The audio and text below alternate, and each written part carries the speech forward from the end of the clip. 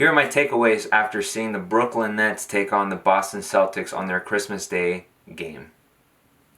Number one, the Boston Celtics. I'm very surprised that a lot of people out there are actually saying that Boston doesn't have a chance of representing the East in the finals. It seems like every other season we've been hearing that Boston's going to take this next step and take over the East.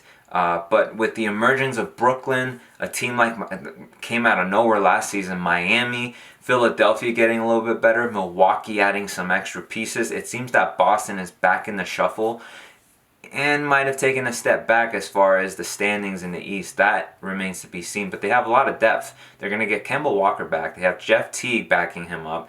They've got Jaylen Brown, Jason Tatum, an amazing tandem. They added Tristan Thompson.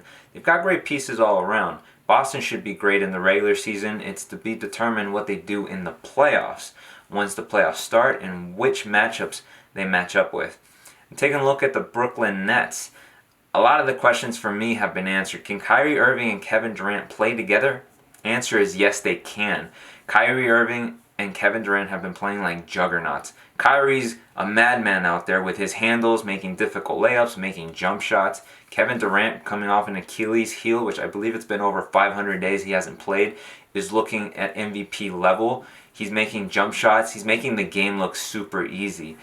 Now, when you have Kyrie and Kevin Durant on the same court, the chemistry has been great. They have great pieces around them like DeAndre Jordan. The re-emergence of DeAndre Jordan, it almost seems like he's been a forgotten all-star in this league.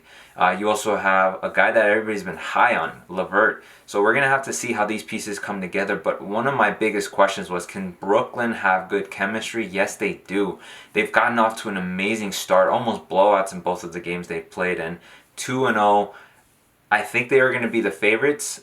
Stephen A. Smith wrote off the Boston Celtics and said that the only competition Brooklyn has is Miami, Milwaukee, Philadelphia, possibly one of those three. But it's pretty safe to say that for me, Brooklyn is the heavily favorite right now to represent the East in the finals as they look to take on either the Lakers or the Clippers.